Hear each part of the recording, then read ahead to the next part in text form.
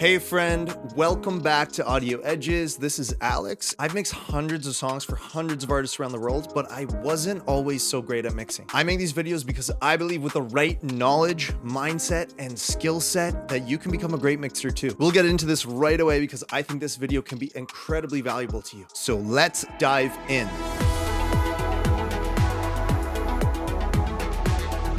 I want to talk about starting with a clean mix. And by that, I mean clean recordings, getting a clean sound to begin with. I want to go over this first because I know that this is more of a recording tip than a mixing tip, but it's absolutely necessary for you to get a mix that will turn out well. I want to mention recording vocals as an important example to get us started. Look guys, wall reflections are the worst. At least put something on your walls or record where you can dampen the sound. This type of mic shield can help to a degree. And the truth is, if you can't deaden the reflections coming to the mic, it's going to be hard to make it sound pro. You have to take measures to try and get dry, clean recordings. Now, here's how this relates to mixing and why I'm calling this an important mixing tip. What happens is when you have bad, hard surface reflections coming into the vocal, when you compress it, it makes it so much worse. It might feel like there's just a little bit of reflection in the mic and it's not that big of a deal, but once you compress it, compressing brings quieter things louder and louder things quieter. So when you compress that, it just brings that out and makes it really difficult to work with. To get that pro sound, you need to be able to compress and squish and manipulate and play around with tracks in a certain way.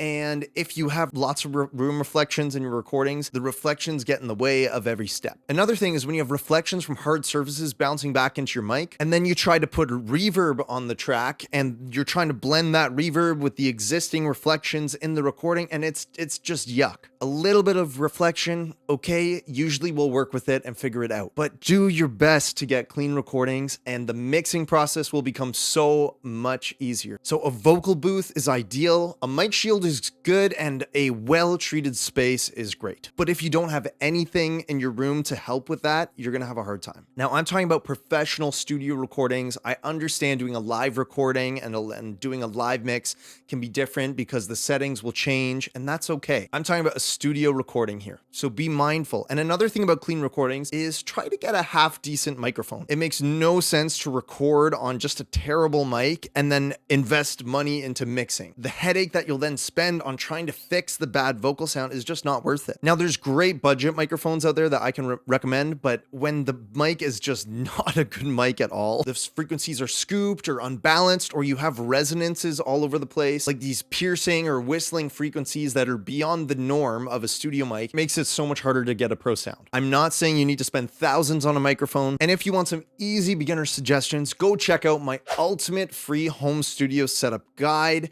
and you'll be able to find some great budget suggestions there. Link in bio, absolutely free. Then there's other things to consider. Don't record too close. The boominess will be hard to control. And don't record too far, because then you're capturing more of the room with your voice and giving space for the mic to let in more reflections. So these things that we generally talked about for vocals are good to consider for a lot of the recordings in your song. Obviously, you need to record instruments in different ways with different mics and different techniques, but the point is you need good sounding recordings to get a great mix. And yes, a mix engineer can do wonders with not so great recordings, but if you can learn to make a not so great recording sound decent, just imagine what you can make a great recording sound like with good mixing. That is where the pro level sits. Clean recordings are so important for a clean mix. There you have it, my friend. I want to end with a word of encouragement for you. Mixing isn't that hard. Believe in yourself, keep practicing, keep showing up, and I will be here on this channel ready to help you become the mixer that you are meant to be, my friend. I believe in you because I've been there and now I'm on the other side. And I can tell you, it's pretty sweet to be able to mix a song. My mixes didn't always sound great. They sounded absolutely terrible at the beginning. And now they sound quite good to the point where I've mixed and mastered hundreds of songs for artists all around the world, and I get to do it as my career. It wasn't that long ago that I was in your shoes. And if you stick around and don't forget to subscribe to the channel, I want to show you how you can get there too. Stay on this journey with me by downloading my ultimate mixing tips and hacks guide completely for free. The link is in the description now. I'm grateful to get some amazing feedback on it from producers who are getting results